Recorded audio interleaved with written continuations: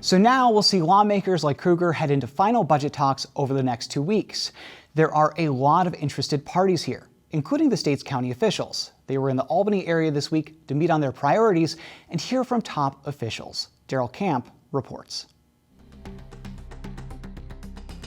County officials from across New York State were in the Albany area this week, and one topic appeared top of mind: the state's $216 billion budget. State Comptroller Tom DiNapoli made an appearance to give his take on the budget, which he said was on the right track but could use some work. He wants Governor Hochul and the state legislature to change a plan that would set aside money for the state's reserves. Hochul wants to add billions of dollars to the state's rainy day fund, but wants to be flexible with that money. DiNapoli said that's a bad idea.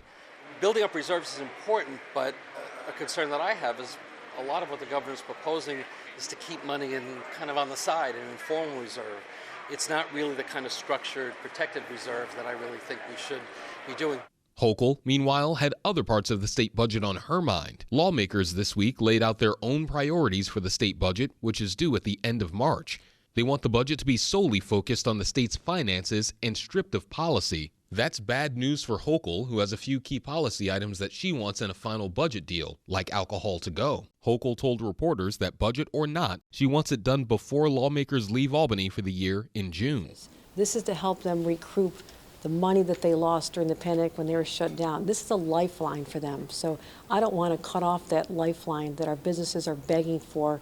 But there is one area that lawmakers and Hochul agree: that's public safety. The Senate and Assembly want to build on Hochul's proposal to spend millions of dollars on crime intervention services and violence interrupters this year. But some county officials said they'd like a different approach. Dutchess County Executive Mark Molinaro is a Republican and the president of the New York State County Executives Association. He said lawmakers should take a second look at the state's recently enacted criminal justice laws and the cost they've had for counties. One area of concern is automatic discovery. That creates tighter deadlines for prosecutors, and Molinaro said it exponentially increases their workload. Discovery reform not only is an unfunded mandate, it is a massive disincentive to prosecute even the simplest, let alone the most complicated of crimes.